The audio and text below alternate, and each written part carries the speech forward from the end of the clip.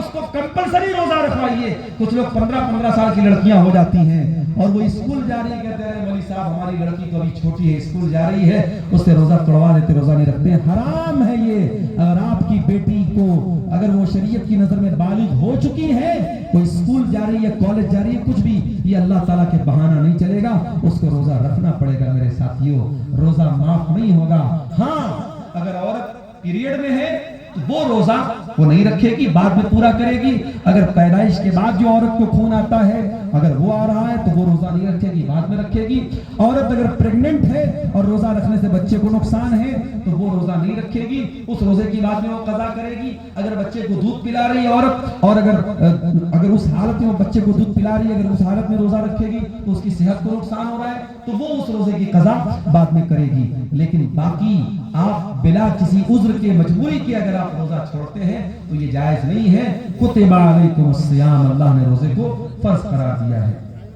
اس کے بعد ایک سوال یہ آیا ہے, غیر مسلم سے چندہ لینا کیسا ہے, یہ جاننے کے باوجود کہ وہ سود بیاج کا کام کرتا ہے. دیکھیے, اگر غیر مسلم سود اور بیاج کا کام کرتا ہے اور وہی اس کا زیادہ تر دھندا اسی چیز کا ہے, اس کا بڑا کاروبار وہی ہے, تو ایسے غیر مسلم سے آپ کو چندہ نہیں لینا چاہیے, نہ مسجد میں نہ مدرسے میں. اور صاحب بول دیجئے کہ بھائی دیکھیے ہمارے ہاں سود اور بیاج حرام ہے اور آپ کا کاروبار سود اور بیاج کا ہے, ہم آپ سے چندہ نہیں لے سکتے. وہ ناراض ہو جائے مگر اسے چندہ نہیں. لیکن اگر کوئی غیر مسلم ایسا ہے جو زیادہ تر کاروبار اس کا تو جائز چیزوں کا ہے, لیکن چونکہ وہ غیر مسلم ہے, وہ اسلام کو تو نہیں مانتا ہے, اور کچھ چیزوں کا وہ حرام کا بھی کاروبار کرتا ہے, لیکن میجر حصہ, بڑا حصہ اس کے کاروبار کا حلال ہے, تو اس کا چندہ آپ لے سکتے ہیں. مسجد میں بھی لے سکتے ہیں, مدرسے میں بھی لے سکتے ہیں. کیوں لے سکتے ہیں؟ اللہ کے نبی کے دور میں جو خانہ کعبہ تھا, اس خانہ کعبہ کو مشرکین نے اپنے پیسے سے بنایا تھا اور مشرکین نے حلال پیسے سے بنایا تھا. انہوں نے طے کیا تھا ہم حرام پیسہ نہیں لگائیں گے. جب اللہ کے نبی نے خانہ کعبہ کو فتح کیا تو اگر ان کے چندے اور ان کے پیسے سے بنا ہوا کعبہ صحیح نہ ہوتا تو اللہ کے نبی اس عمارت کو توڑوا دیتے, مگر آپ نے اس کو برقرار رکھا.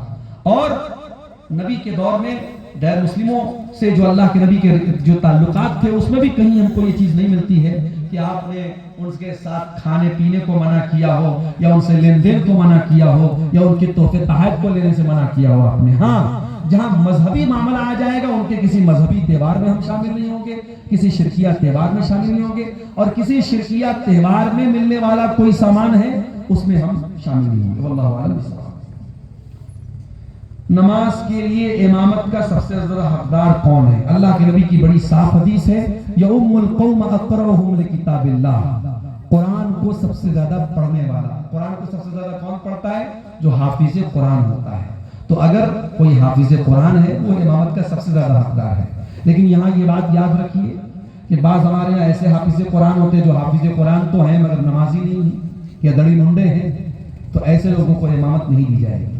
اگر وہ حافظ ہے اور ساتھ میں دیندار ہے, متقی ہے اور نماز کے مسئلے مسائل جانتا ہے تو وہ زیادہ حقدار ہے.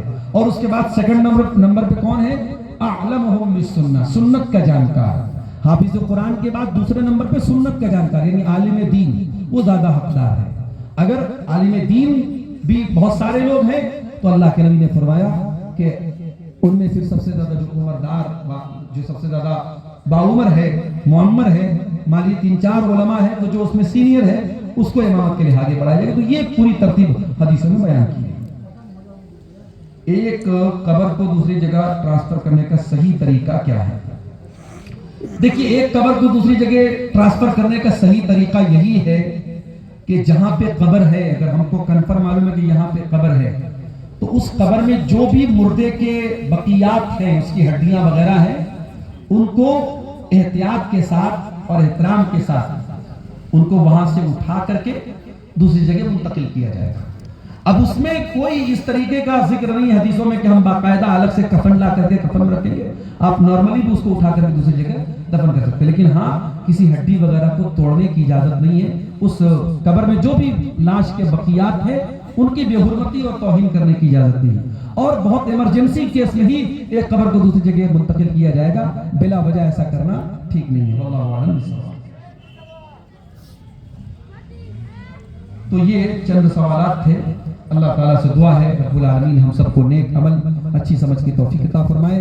الہ العالمین ہمیں سچی توبہ کی توفیق دے، آنے والے رمضان کو ہماری زندگی کا بہترین رمضان بنا دے۔ ہاں اچھا اچھا، ماشاءاللہ ماشاءاللہ۔ جے پور کے کچھ ہمارے نوجوان ساتھی جو یہی ماشاءاللہ، اچھا روس والے ہیں،